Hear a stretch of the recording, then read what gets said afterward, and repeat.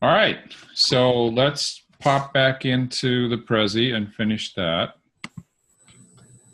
Oh, oh yes, okay, right. Okay, are we here again? Do you see what they're good for? Yes. Okay. It's gone. No, here it comes. Okay. So here in the blossoms, this is very cool. Like, I put where it came from down as the roots and some of the how-tos as the trunk, and now we're up here with the blossoms, right? So the blossoms of the fruit. So what are they good for? Home altar constellations are good for a whole bunch of things. Develop your skills without pressure. Going away and coming back over and over again gives your subconscious a chance to do its work, and or you could say gives the field a chance to form. People have dreams about them. I call this slow intuition. You can experiment to your heart's content. You don't have to worry about representatives or time or group pressures or anything, or even a client if you're working for yourself. This is a real first setup of a constellation. We'll be talking about that in the training, but this is already an eloquent statement, just there. And you will just learn a whole hell of a lot about symbolism that is useful, not just in home altar constellations, but in group workshops as well. This is a great way to grow constellation work. People who aren't professionals are doing these. And in many cases, they end up going to professionals for help after they start doing them. So, and it's just a fabulous way to work with kids. And then especially when they're, many kids are too young to attend a heavy-duty group workshop. This is a fabulous tool for remote constellations. I use this for all my remote work, except when I'm using Constellation Spaces, which is an online tool. But even with voice only, I can do home altar constellations in a single session or over a period of time. It works. I have records, and I do follow-up. All right, I do a constellation for someone in a package of 4 hours, and the last 15 minutes to half an hour, that is a follow-up session somewhere 10 days to 2 weeks later, or sooner if it's necessary. But I want to know how these things are landing. I can also work with someone over a period of a couple of years and do, I have records of the constellations, and this is exactly what they look like. This is a real constellation. I just take a smartphone picture and I labeled it and I have some notes on it, and I can reconstruct pretty much whatever was important about that very quickly. I think that this is a way to teach yourself, train yourself, develop skills that will help you to do better constellations all around, no matter what kind. You learn to trust the field more, you stay open longer. Doing constellations and workshops, it's scary to be, 2/3 of the way through a 90-minute constellation and still have very little idea what the heck is going on.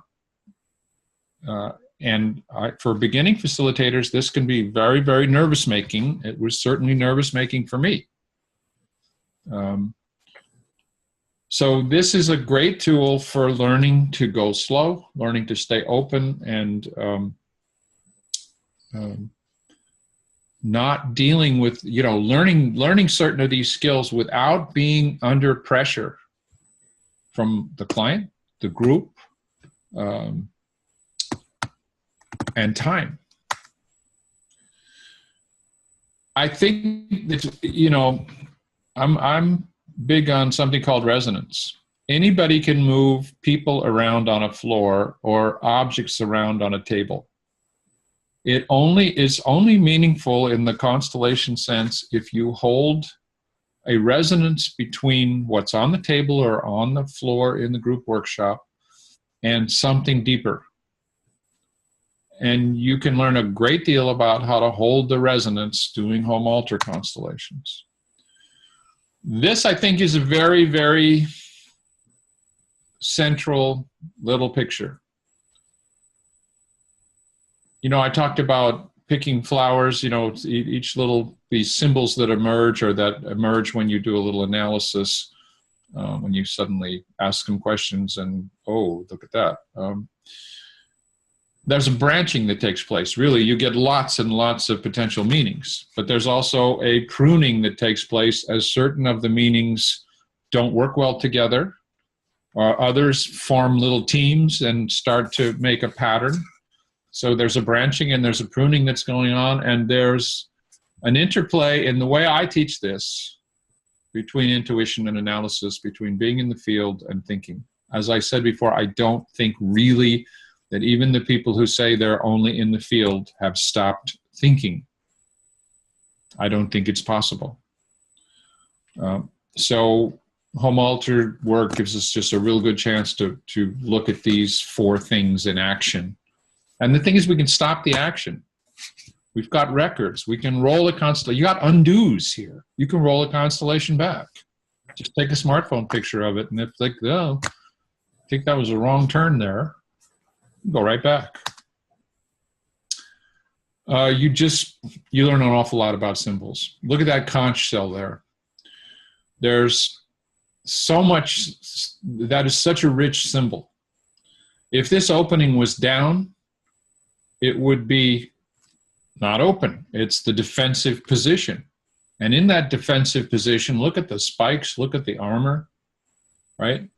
In this position, the opening is down towards the ground and pointed towards the ring and the piece of rose quartz. So in some sense, it's receptive to these. There's another position which rotates the thing this way, and it stands up on three of its points, and this receptor part becomes vertical instead of horizontal and down, and that's like, it seems, I don't know, there's different meanings for that. This is a piece of pottery with a broken ostrich shell. There's two conch shells in this constellation, the really big one and the little one, which is in the defensive position. There's just, you grow so much from looking at this stuff. And in the end, this will help you start to realize that the constellation doesn't stop at the beginning of the altar or the end of the altar or at the beginning of a visit or at the end of a visit. The truth of the matter is the reality around you is alive and conscious, and it would always be talking to you in terms of, you know, imagery, symbolism, feelings, not words for most people. It would always be, as Martin Buber says, it's an I-thou relationship and not an I-it relationship. If you want to go there, the constellation, a successful constellation starts out as a form of divination. It's like a tarot reading or throwing the I Ching. Information emerges from the deeper reality that we would not get otherwise. And then it becomes sympathetic magic. If we hold the resonance, then shifting, you know, we can shift non-present or non-physical realities by changing patterns of object persons that are linked to these symbolically. If we hold the resonance, which is the whole name of the game for me. But home altar work will really help you start to realize, you know, if a bug walks across your altar and it's you notice it and they're looking at it, you know, like maybe it's talking to you. We won't look at that now, but in the class, well, we look at this constellation. This is after, right here is after the burden, the stuckness fell off. And this was, you know, this onion is trying to grow. And its roots have no soil. So the person who was doing this, you know, the class said, well, listen, why don't we just give it some soil? This is like supporting it, giving it some soil. So we gave it some soil. And when we gave it some soil, a bug walked out of the soil. I mean, literally, there was a bug. It walked out, and this is what it did. It came out of the soil. It came out of this now more grounded Anita, right? And it walked back over in the direction of mom, or at least closer to mom than to Anita's stuckness. And what does that mean? It means that, you know, as she gets more grounded, either it's happening or she becomes able to give this stuckness back to mom, which is what we're trying to do in this constellation. Okay, so I think we're, so there is a learning and a healing spiral here that is a big deal. And this is just, this course is a wonderful way to experience it and gain skills. All right, I'm going to stop this now. Okay, so we covered pretty much all of it. Do you want to read a couple of the testimonials, Sandy? I will. We usually get a lot of people telling us as we're going through the courses that they're really enjoying it. They love Michael's approach. I hear that from nearly everybody. They love his approach. They love the way he breaks things down and explains. He uses great metaphors. And we do ask these people to please let us use some of their testimonials for our newsletters, for the webpage. And he gets embarrassed. Huh? He gets embarrassed at the compliments. Okay, so I chose a couple short ones that we have from one of our teleclasses from last year. Catherine Montgomery says, Michael is one of my all-time favorite teachers. His distinctive gift is synthesizing complex theories and concepts into practical applications almost anyone can find useful.